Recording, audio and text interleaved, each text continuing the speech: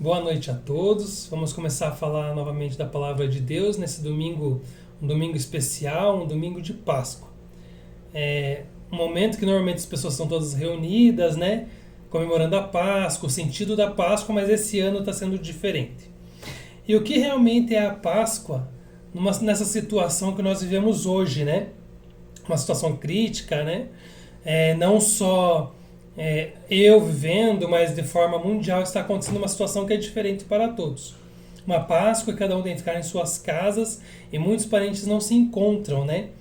E nisso muitas pessoas já perderam a esperança por causa da situação. Algumas já entraram em desespero, algumas situações já aconteceram, né? Questão de desemprego, problemas financeiros, né? Então está sendo um ano bem diferente do que os outros que já passamos.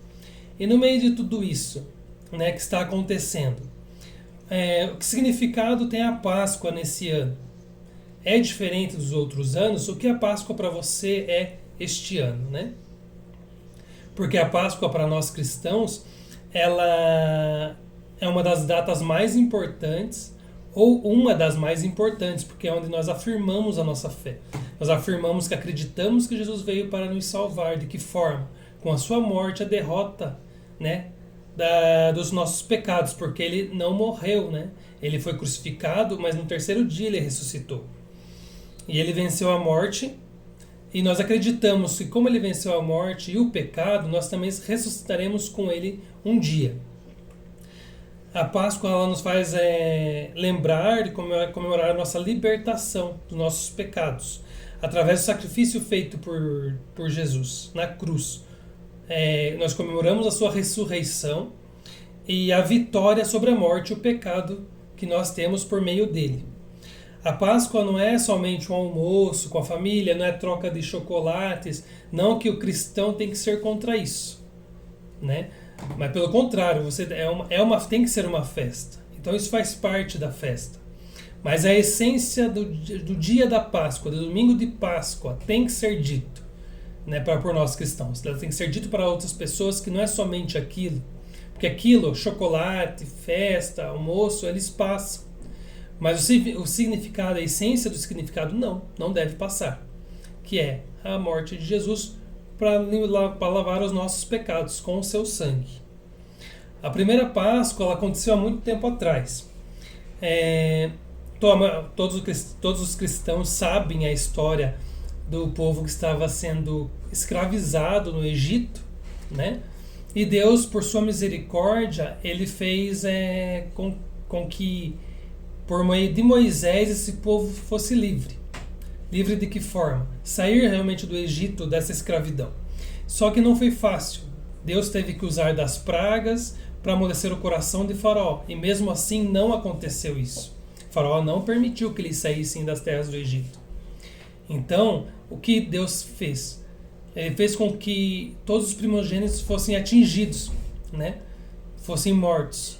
Mas para que o povo dele não fosse atingido, os primogênitos, o que ele fez? Ele pediu para cada família matasse um cordeiro e que o sangue desse cordeiro fosse passado nos batentes da porta, para que quando o espírito da morte passasse, não entrasse naquela casa e atingisse os primogênitos, né?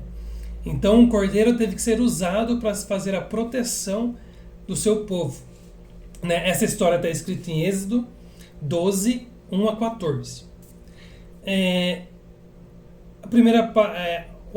A Páscoa, a palavra Páscoa em hebraico se diz Pesach, P-E-S-A-H, que significa pular além da marca, passar por cima ou poupar. E para serem protegidos da condenação, né, eles utilizaram o sangue do cordeiro. Um cordeiro teve que ser morto por cada família, né, para que fosse protegida essa família, esse primogênito dessa família, né? E a mesma coisa acontece conosco, que somos pecadores, e o resultado do pecado é a morte, né? Mas quando Jesus morreu na cruz, derramou o seu sangue e nos libertou, porque o seu sangue ele nos lavou dos nossos pecados, porque ele é o cordeiro que tira o pecado do mundo, conforme João Batista disse em João 1:29. Vamos ler o que está escrito em João 1:29.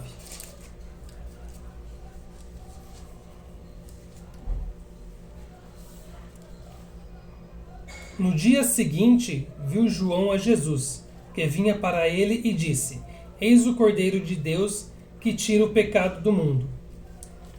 Ali João Batista ele já afirmava que Jesus era o Cordeiro que iria tirar o pecado. Né? E Jesus morreu como realmente um cordeiro na cruz, derramando seu sangue sobre todos os nossos pecados.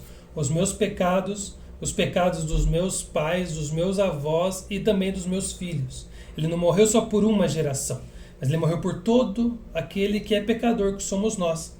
Né? Jesus ele se fez homem, morreu para nos salvar e ressuscitou.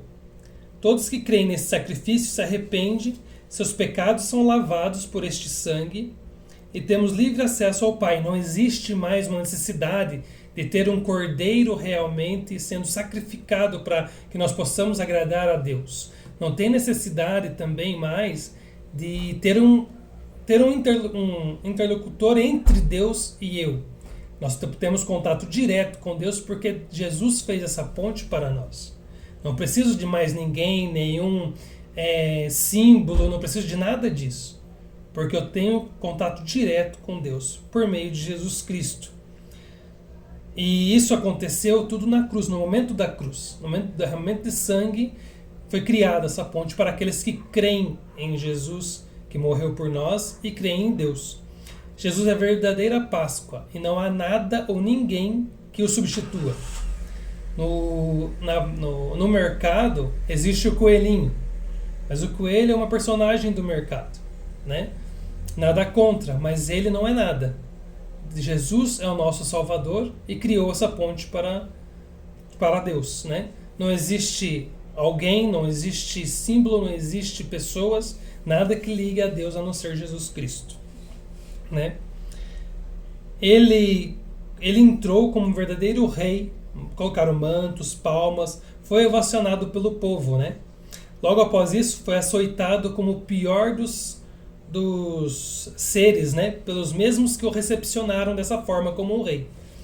Utilizou uma coroa de espinho e foi pregado em uma cruz. E tudo isso foi por mim e por você. E o mais importante, ele venceu a morte e ressuscitou. Se Jesus não tivesse feito isso para nós estaríamos sendo castigados pelos nossos próprios pecados. O pecado ele traz a morte, né? A morte, o sofrimento, a dor. Pode ver, pessoas que vivem no pecado, elas não progridem, não evoluem, né? Sim, vivem da necessidade, das migalhas que o mundo oferece. Né? A pessoa nunca vai melhorar. Mas a Páscoa, né? Esse domingo, o porquê que as famílias se reúnem, porquê que é um momento de alegria para os cristãos. Porque a Páscoa nos faz lembrar o amor e a misericórdia de Deus. Porque Ele deu seu Filho para morrer para cada um de nós. É o mesmo ideal de buscarmos as mudanças, é um momento ideal para buscarmos as mudanças e na maneira de pensar, de agir, de falar, momento de abandonar o pecado, alimentar nossa fé e deixar tudo que nos afasta de Deus, acreditar na promessa de Jesus que está escrita em João 10:10. Em João 10:10 está escrito: o ladrão vem somente para roubar, matar e destruir. Eu vim para que tenham a vida e tenham em abundância. Jesus ele veio para nos dar a vida eterna, né? Uma vida em abundância, não uma vida medíocre, né? Não estou dizendo em questão de riquezas, mas questão de bênção sobre cada um de nós. E Deus ele não quer que nós vivamos nossa natureza carnal e nos contentamos com o que o mundo oferece, que é a morte eterna, né? E devemos ressuscitar para a vida eterna e crucificar a nossa natureza. Nossas vontades, desejos, muitas vezes têm que ser crucificados, porque nós devemos ressuscitar para a vida, uma vida que Deus está nos oferecendo. Uma vida que é uma vida eterna, uma vida que é duradoura, não uma vida de momento, uma coisa passageira, né? Para isso, nós devemos crucificar a nossa natureza. O que você tem feito para crucificar a sua natureza? Ou eu a minha? Nós temos feito a vontade de Deus ou a nossa própria vontade? Às vezes nós queremos fazer uma coisa e aquela coisa não está dando certo, porque Deus está mostrando, não é aquilo que eu quero para você. Mas aí você força e tenta fazer conforme as suas forças, né? E você não está crucificando a sua natureza.